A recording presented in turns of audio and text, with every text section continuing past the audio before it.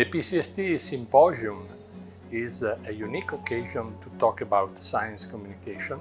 Thanks to the Venice International University, we join together with different perspectives and different talks regarding the quality of communication, the quality of teaching science communication, and of course the role of science communication in contemporary society. The purpose of this PCST Symposium was to explore the topic of education and training in science communication and the role that research and academic institutions are playing.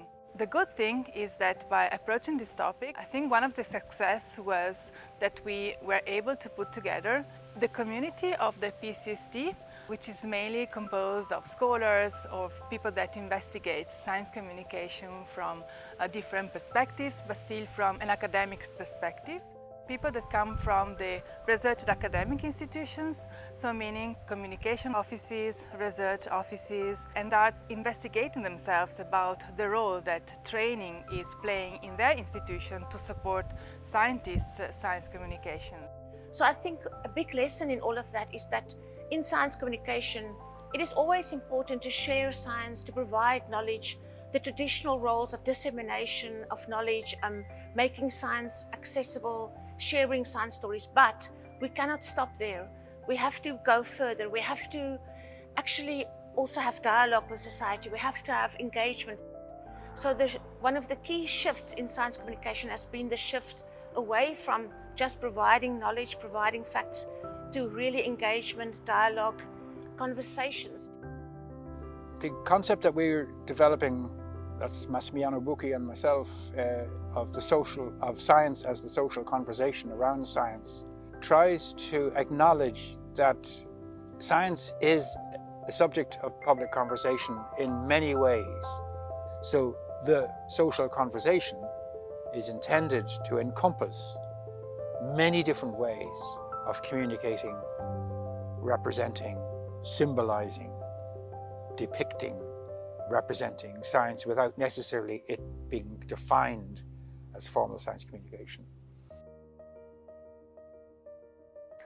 I think it's important to try to understand that it's part of it's not just communicating. I mean, how to reflect on how science is and how the results and knowledge is circulating within the society. And that research is part of that knowledge circulation in the society. And also reflect on which role science and the researchers has in the community and the social sort of environment that we are. And so not just to do media training, but also a lot of reflection on the role that you have and what you want to do with it and what your part in that circulation and in that process is.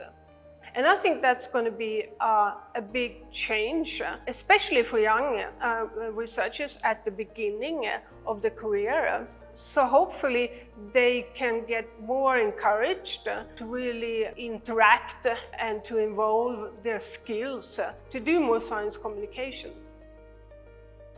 It may be helpful for researchers who are somewhat open at all to public communication to consider that their role is one of stimulating conversation rather than sending out bullets of information or blinding people with the miracles of, or mysteries or wonders of science already made or even science in the making, but no, listening to the conversation that is already going on and thinking about ways to stimulate that conversation further or orient it in certain directions.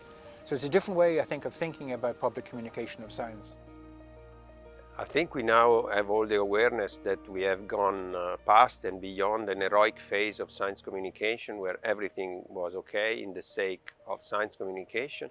And we have to move to a phase where we are more careful for the quality. Quality is a multidimensional concept that includes accuracy, That includes, for example, intelligence of the audience, clarity of aims. So one of the challenges is to identify in different contexts and for different activities and stakeholders the multiple meanings of quality.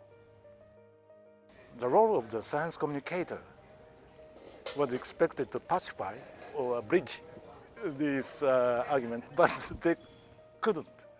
For example, the physics in the school textbook, maybe science communicator can play the neutral role. But how about the quantum computing or AI?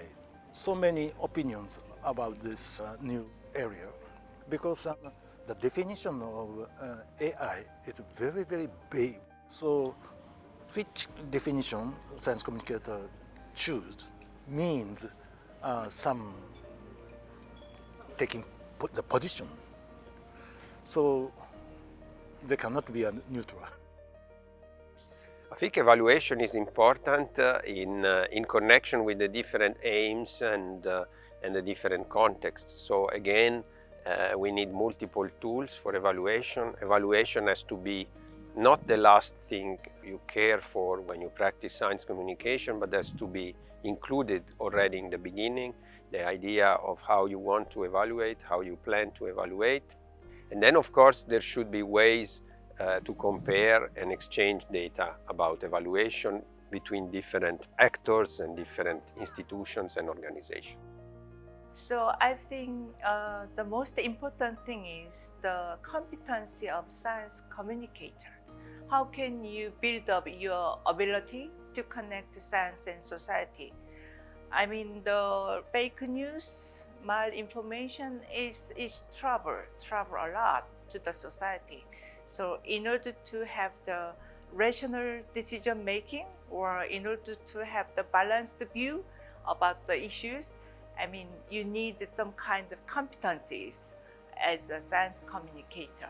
PCST is the global network, so we need to think about the local issues, globally, so we can collaborate with each other and to make some voice about the local issues. Not only Korean case, but also there are so many cases in Asian countries and maybe European countries.